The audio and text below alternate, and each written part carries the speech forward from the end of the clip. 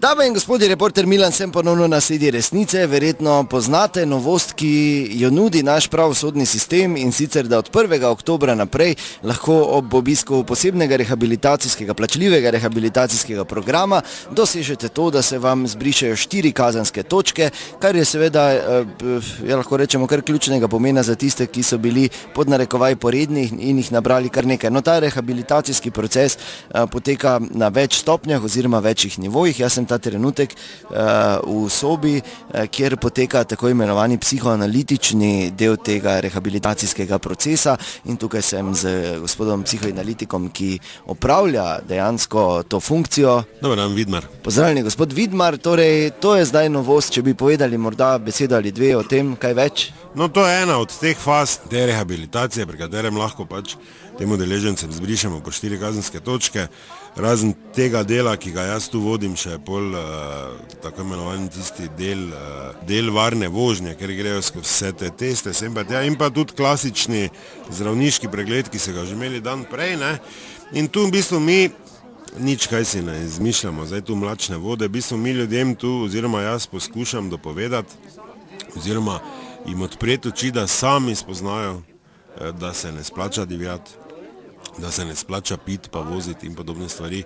V bistvu, bom rekel, noben ni nor, ne, ti mu na določen, bom rekel, nežen način pač dopoveš, odpreš mu oči, da joj nisem prav ravnal, ne, ker... Potrkate na vest. Ja, ker vsaka neka sila pa to, ne, gled, ne nazadnje ljudje so izdelani osebki, oni sami odgovarjajo za svoja dejanja in tudi za posledice, tako da mi zdaj nekako posegati njihovo življenje, moramo pač na naš način, bom rekel, ne. No pa predlagam, da ker vidim, da imate par kandidatov notri, če... Ja, lahko vi pustite to. A lahko pa si moke, super.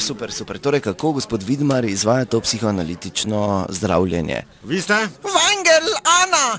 Zaradi kajega prekrška? Ste tu? Čist malo sem vozila prehitro.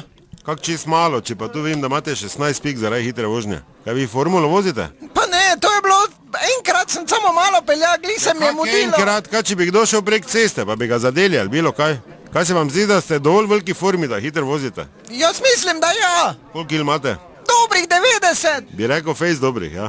In vam se zdi, da ste vi dovolj okretni, da vi vozite, kot da ste poklicna šoferka, kaj? Jaz mislim, da ja. Pa kaj divjate po cesti? Kaj divjate? Kdo vam da pravico, da divjate? Kaj če bi jaz šel prek ceste? Ja, po avtocesti Pa kaj me zanima? Ne zanima me. Čuj, Kugla, če neš bolj počasi vozila, ti imaš še par pik zraven dal. Pa kaj se to pravi? Čuj, zdaj ti si še ponosna na svojo vožnjo. Predno se obrneš, je od dopusta do božiča tak mine, tak si okretna. Marš vun.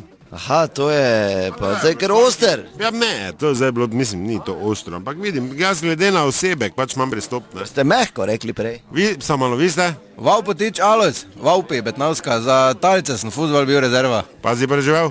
Kaj, če sem? Talce. Mali futbol. No te pa tak, pa ne, me to zanima.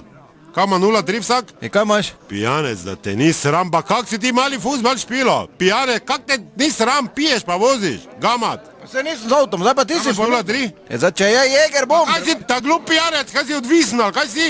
Kaj ima 0,3, še enkrat te vprašam. Jaz pa te še enkrat sprašujem, če imamo jegera. Marš vun, tebi ne briso, marš vun, tebi ne briso pik, samo malo, marš vun.